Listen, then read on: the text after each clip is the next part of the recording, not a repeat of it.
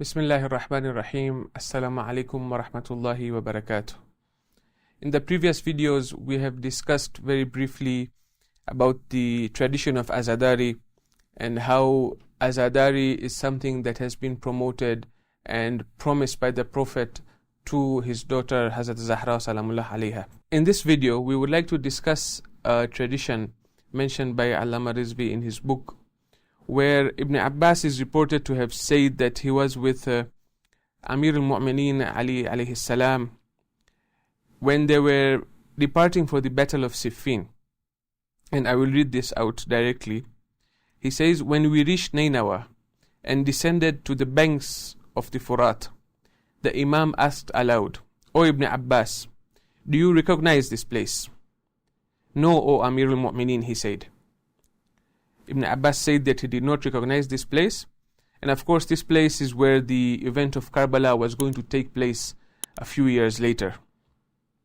So Imam Ali told Ibn Abbas, if you had been familiar with it like me, you would not have passed through here without weeping as I weep. Ibn Abbas says, after saying this, Amir al-Mu'mineen wept for a long time, and his beard became wet with tears, and tears began to fall upon his chest, and we also wept with him. The hadith continues with the other things that Imam Ali says, and we will leave the reference for the hadith here. What I'm trying to explain in these videos is that the act of crying for Imam Husayn, because there is a movement that is going on with saying that after all these years, after 1,400 years, there is no need to cry for Imam Husayn. And then some come with very modern ideas saying that instead of crying for Imam Husayn, we need to learn from why Imam Husayn went to Karbala and why he stood up against Yazid. And of course, that is one of the purposes of Azadari, and that is one of the things that are needed for us to learn from these majalis. But the act itself of crying for Imam Husayn and the act itself of us gathering together in one place and of us listening to a speaker talk about Imam Husayn and us listening to the calamities that befell upon Imam Husayn and his family and his companions in Karbala and after Karbala, this act itself is rooted in the traditions of Islam.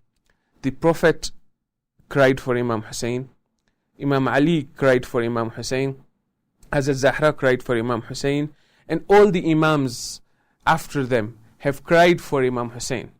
And as I said in my previous video, it is an honor for us to be part of this tradition, because as the Prophet promised Hazrat Zahra, that there is going to be a community who is going to keep alive this grief that we have, who is going to keep alive the commemoration of Imam Husayn, and we are part of that promise.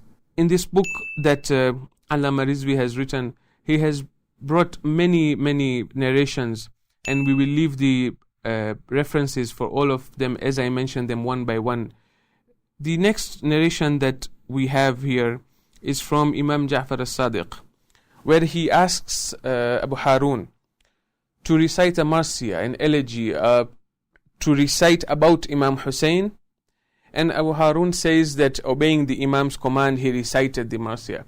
A marsiya is recited so that the listeners can imagine what is being recited about. They can imagine what happened in Karbala and the calamities that befell Imam Husayn or his companions or his family, and then they can imagine it in their head, in their thoughts, and then relate to it and weep. That is one of the main, and I would say the biggest reason that we recite the marsiya, so that we can cry for Imam Husayn, so that we can remember what happened in Karbala. These marsiyas and nauhas and matams and azadari, it is so that we can keep Karbala alive.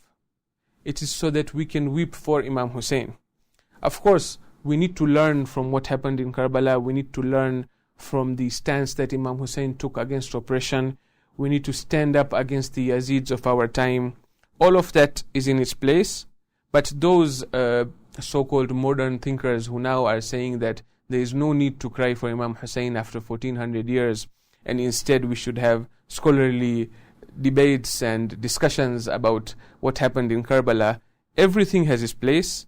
The scholarly lectures and scholarly debates and articles and papers are in its place, but the Azadari and I would say the traditional form of Azadari needs to be in its place also.